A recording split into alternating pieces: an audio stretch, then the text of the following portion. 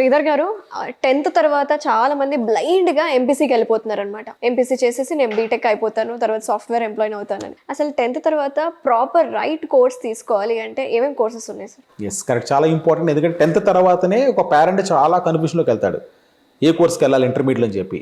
ఇప్పుడు క్లారిటీ ఉండాలి, first awareness create చేసుకోవాలి పేరెంట్.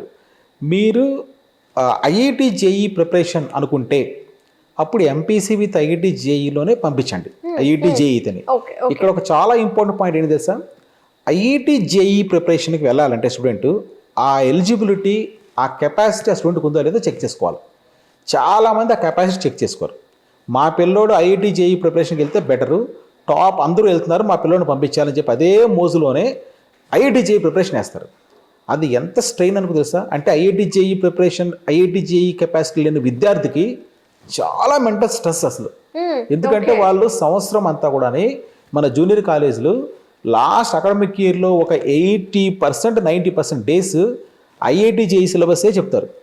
ఆ ఐపీ ఉంది చూసారా, ఐపీ చెప్పరు, ఆ సబ్జెక్ట్స్ ఏం చెప్పరు. వాళ్ళ ఫిజిక్స్, కెమిస్ట్రీ, మ్యాథ్స్ ఇవి వీటి మీదనే ఫోకస్ వెళ్ళిపోతుంది. వీడు ఐఐటి జేఈకి కెపాసిటీ ఉండదు స్టూడెంట్కి. ఎందుకు 10th క్లాస్లో అతను పాపం తక్కువ మార్కులు వచ్చి ఉంటాయి. ఎంతో మంది పేరెంట్స్ని కౌన్సిల్ చేస్తాను, మరి వాడికి ఐఐటి జేఈ ఎందుకు వేస్తారు? నా దగ్గరకు వచ్చిన పేరెంట్ చెప్తాను, మీ అబ్బాయికి ఎన్ని మార్కులు ఫస్ట్ అడుగుతాను, ఎంత బాగా చదువుతాడు 10th, ఆ 10th ఒక పర్వాలేసాడు, మరి పర్వాలేదు అన్నోడికి ఎందుకు ఐఐటి చేస్తావు అని అదే రెండో క్వశ్చన్ వేస్తాను. సో అసలు బాగా చదువుతాడా, పర్వాలేదు అనేవాడు ఐఐటి చేయలేడు కదా, వదిలేయి, తీసేసి ఎంపీసీ పెట్టు. పని నీకు మ్యాథ్స్ కావాలనుకుంటే ఎంపీసీ పెట్టు, నువ్వు ఐఐటి చేయవద్దు. చేయలేరు ఐఐటి చేయి, ఇండియాలో టఫెస్ట్ ఎగ్జామ్.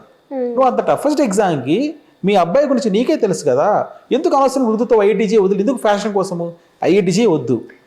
లాంగ్ టర్మ్ కూడా చేసుకుంటారు కదా సార్, లాంగ్ టర్మ్ అసలు 8th నుంచి చేసేస్తున్నారు. 8th 9th 10th నుంచి ఐఐటి జేఈ. నేనేదో మా అబ్బాయి లేదు అందరిలాగా అసలు ఎందుకు వదిలేసాను, వాళ్ళు ఫ్రీగా మామూలుగా ఎక్స్ట్రా కరికులర్ యాక్టివిటీస్ అన్ని చేసుకోమన్నాను. 8th నుంచి 9th ఏం ఐఐటి జేఈ, అసలు ఎంత స్ట్రెయిన్ తెలుసు అసలు అది. అయితే మరి స్టూడెంట్ మరి 8th 9th లో వేయడం కరెక్టా కాదా అంటే ఇంకా వాళ్ళ చాయిస్. స్టూడెంట్కి అంత కెపాసిటీ ఉంది అంటే వాళ్ళు థింక్ చేసి ఏమంటున్నాను. అంతేగాని ఒక మోజులో ఒక మేనియా కింద వాళ్ళు వేశారు, ప్రతి ఒక్కరు ఐఐటి జేఈ క్యాంపస్ అంట, మా పక్కింటి వాళ్ళు మా పిల్లోడు చేర్పించాలి, అది వద్దంటాను. చాలా స్ట్రెయిన్, పాపం డబ్బులు పోయింది, చాలా మెంటల్ ప్రెషర్ ఫీల్ అవుతాడు. అక్కడ ఫస్ట్ డెసిషన్ దాని మీద అలర్ట్గా ఉండమంటున్నాను. అక్కడ ఐఐటి ప్రిపేర్ అవుతూ మళ్ళీ ఇక్కడ నార్మల్ స్కూల్ సిలబస్ ప్రిపేర్ అవుతూ ఇంత ప్రెషర్ అవసరం లేదు. అతనికి నిజంగా ఉంటే, అంటే నేను చెప్తుంటే అతనికి అంత కెపాసిటీ ఉంటే, అతను బాగా చదివి 8th 9th 10th అవగాహన ఉంటుంది కదా పేరెంట్స్కి, చాలా బాగా చదువుతాడు, అబ్బాయి ఎంత సబ్జెక్ట్ అయినా అసిమ్యులేట్ చేసుకోగలుగుతాడు, అతనికి అంత ఎబిలిటీ ఉంది అన్న గ్యారంటీ అతనికి తెలిస్తే పేరెంట్స్కి వాళ్ళు డెసిషన్ తీసుకోవచ్చు. అంతేగాని వీళ్ళ పిల్లలు పాపము తక్కువ చదివే వాళ్ళు, అంత సబ్జెక్ట్ను వాళ్ళు ఇంబైబ్ చేసుకోలేని వాళ్ళకి వాళ్ళ మీద రుద్దొద్దండి అంటున్నాను. చాలా మెంటల్ ప్రెషర్ ఫీల్ అవుతారు. దాని బదులు చాలా కోర్సెస్ ఉన్నాయి.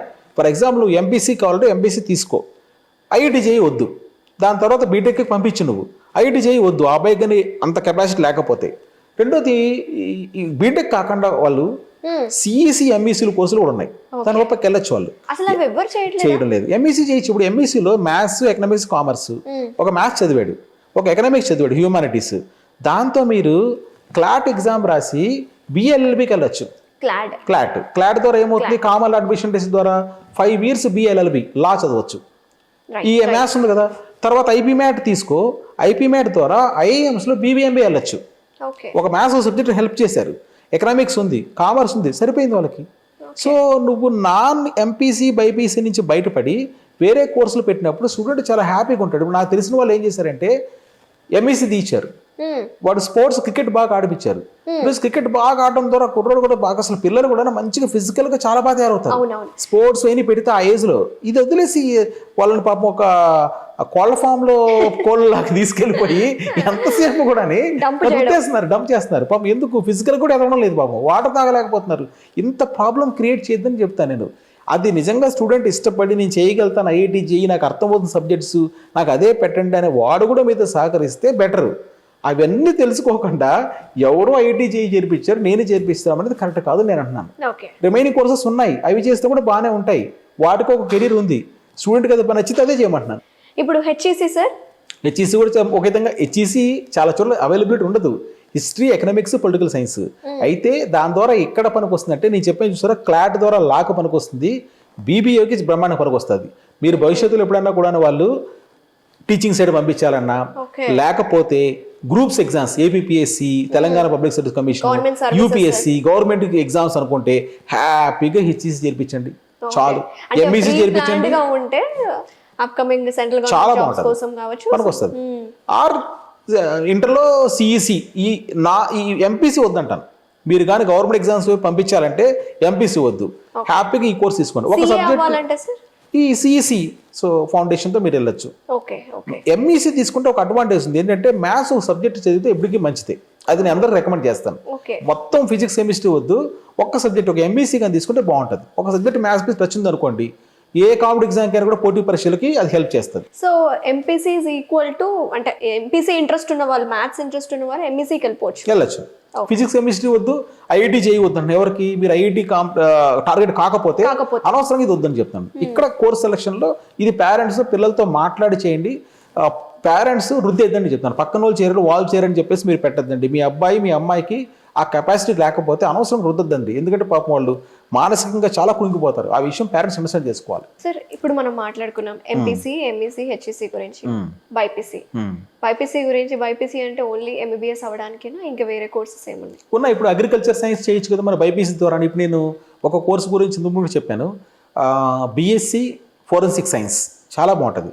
ఈ ఫోరెన్సిక్ సైన్స్ చదివితే సైబర్ క్రైము, సో వీటిల్లో చాలా డిమాండ్ ఉంది సైబర్ క్రైమ్ అనేది.